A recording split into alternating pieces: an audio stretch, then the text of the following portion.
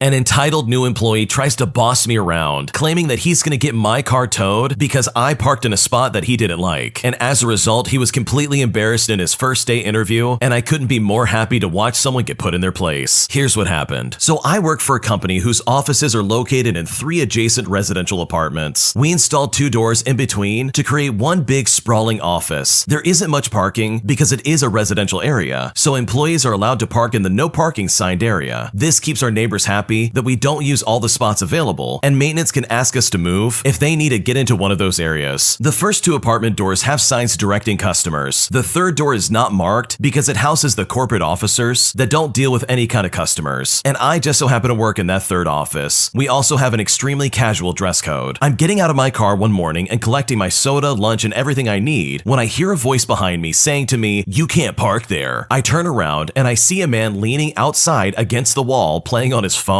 I thought that maybe he was some kind of third-party vendor, waiting for maintenance to unlock the door I was blocking. So I said to him, "Is maintenance on its way to let you in?" The man then looks at me and says, "What are you talking about? The sign says no parking. That means you can't park here." I figured he was a new tenant in the building and continued to just walk into the building. I said to him, "I actually am allowed to park here. It leaves more open spaces for residents. Have a good day." This guy then seriously steps in front of me, looks at me and says, "You need to move your car or you will be towed." And at this point, I'm kind of weirded out. So I say to him, "Excuse me, I work here and I am allowed to park here. Please move out of my way." The man then looks at me and says, "We'll see about that." He then marches through the door ahead of me and starts walking to the offices. I follow him up the hallway, but stop at the 3rd door, unlock it, and walk into my office area. After lunch, the general manager came in and grabbed my keys to move my car. And mind you, this happens all the time, so I didn't give it a second thought. That afternoon, the general manager brings the new employee into my office to introduce him to me. I'm the financial controller and the human resources part of the management team. I stand up and hold my hand out to the man, whose face is completely drained of color. He stammers out that it's nice to meet me and hands me all of his new hire paperwork. I ask him to sit down, and the general manager leaves him with me to get set up on the systems and explain his privileges, as well as everything else with the job. The man then says, "Excuse me, I need to step out for a moment to the restroom." And as he leaves, the general manager comes back into the office and sits down with a big smile. I look at him and I say, I think he's a little embarrassed. He yelled at me for parking this morning. The general manager then says, "Yeah, it's a little more than that. He came in an hour before we scheduled him this morning and blustered to the receptionist about you for half an hour before I went out and got him started filling out paperwork just to try and shut him up." I explained our parking policy to him in orientation and explained our towing procedures. I caught him at the break saying that he wouldn't tolerate illegal parking and would get this place in line now that he was here. We happened to walk by the parking stickers as we were showing him around, and sure enough, he took the bait and swiped one. I called the tow company and warned him that he might call and to just play along but not to send anyone. As soon as he tagged your car, I moved it to an empty garage. And it was right about this time the guy comes back in looking like he saw a ghost. He looks at me and says, "Ma'am, I don't know how to tell you this, but I had your car towed. I'm so sorry. I'll pay for the charges and go get it right now." The general manager then looks at him and says, "What do you mean? Who gave you the number for the towing company?" The man then confessed that he got it off the parking stickers in the closet. The general manager then questions him even further. He says to him, "Who told you to sticker cars? This isn't even your area." And at this point, I thought the man was going to start melting into the floor. He said, "I'm so sorry. I just thought she was lying about working here. She went into the apartment, not the office. She wasn't in dress clothes. I don't know. I thought I could catch the truck before it came, but her car is gone." Now at this point, I was having a hard time keeping a straight face through this and probably looked mad due to the strain of not laughing. The general manager then said to him, "Well, maybe this will teach you not to assume you know how things should be run. You were running your mouth all day long about all the things that you are going to change, and you didn't listen when I explained our parking and towing policies. Now I'm going to go get her car out of the garage I parked it in, and you are going to get set up on the system. Maybe tomorrow you will come in with a better attitude." He looked relieved and also miserable to be chastised on his first day, so I got him set up and even had him laughing by the end. He showed up the next day with a soda for me and a much better attitude overall, so thankfully it seems like he learned his lesson. Wow, talk about making a horrible impression on the first day. Can you imagine how embarrassing that would be to not only act like some know-it-all, but to then do that to the person who runs the HR department as well as the general manager? Like seriously, you have to be a complete moron to do that. Like on the first day of work, you don't start going around and acting like you're going to change everything about the office. You have got to feel it out first. You've got to figure out what the culture is and everything else. So honestly, this guy had it all wrong. He was doing everything incorrectly on your first day of work, and seriously, he needed this reality check. So hopefully for the rest of his time working there, he has a better attitude moving forward, because otherwise I seriously don't think think he's gonna last very long in the slightest. If you like Am I the Jerk, you're probably going to love Am I the Genius. Check it out, link down below in the description. This next story came from the Am I the Jerk podcast subreddit. Check the links in the description if you'd like to submit your own story. Am I the jerk for ghosting my friend because I was jealous of her? So to start out, for some context, we have to go back a few years when I was in the 8th grade. In the beginning of the year, I'm in my tech class and seated at a neighboring table from this girl who we will call Linda. Linda is not her real name. We exchanged a few looks as our teacher was explaining his class. This continued until we started our first project. Me being a very friendly and talkative person, I was making some small talk with her, asking her what her last name was, what her favorite subject was, so on and so forth. This continued for the next few days. Then I introduced some of my current friends to her. We all got along and basically became one giant friend group. Things seemed pretty well overall. The only thing being was that my parents were a bit skeptical about her at first. And whenever I would talk to Linda about her childhood, it would get confusing with her living with her dad and having problems with her mom. I won't go into details for the sake of privacy, but just know that it was complicated. Nevertheless, I continued to hang out with her, and the rest of our friend group and my parents were okay with it, as long as I followed some typical behavioral rules. Fast forward a few months, and she invited us over to her house a few times. We could walk there since it wasn't too far from our school, and everything was perfectly fine. We would hang out at the park, at the school, you know, the usual stuff. Now here's where things start to take a turn. She confesses that she is kind of falling for me, and this is around 7-ish months after we first met. I was very scared at first, and I didn't know what to do. I later found out that she was talking to a person that moved out of our school a few years back. We'll call her Amelia, that's also not her real name. And it turns out that Linda and Amelia were talking in private about the situation, and Amelia blackmailed her into confessing to me, which is very wrong, but I see the situation that she's stuck in. Linda was worried that this was going to ruin our relationship as friends. I left her in the dark until the next day of school when I had this conversation with her about how this doesn't really change anything, but however, in my mind, I was freaking out. Fast forward another month, and all of us are happily hanging out together during graduation when we move on to our high school years. During the summer, things start to get a little strange. Normally during the summer, I kind of ghost my friends since none of them talk about anything of interest except for homework. This summer was the exception, and I was hanging out with them a few times. We headed to Dunkin' Donuts one day when Linda was treating everybody to some donuts. I just sat there in the corner and she didn't even acknowledge me. I just sat normally at a different table since I didn't have any money on me. Another one of my friends finally noticed I was gone and she treated me to a donut. I still thank her for that. Then Linda says that she is starting to like this girl who I'm gonna call as Layla, all while completely ignoring the fact that I was standing 3 feet away from her. It was as if I was invisible. I then spent the rest of the day there and finally go home after that, sleeping on the events that just happened. I know Layla a little. She was a shy girl and was in a corner for most school events. That's all I really know. Another time we were at the park and they were starting to talk about topics that made me feel a little uncomfortable, if you know what I mean. And they started to do things that didn't make me feel very nice. I called my mom and she pretty much picked me up soon after that. Eventually, I was starting to break away from everybody. And fast forward another month and it's the beginning of the school year. Linda then announced that she and Layla were dating. This was a shock to me, and once again, I was invisible to her. I tried to hang out together with the rest of the group, but it was weird for me with Layla around. It got so bad to the point where another one of my friends noticed and gave me false information about a carnival hangout that we had planned. Things between me, Linda, and Layla were kind of getting awkward. Then all of a sudden, I am kicked out of our Discord group chat. I try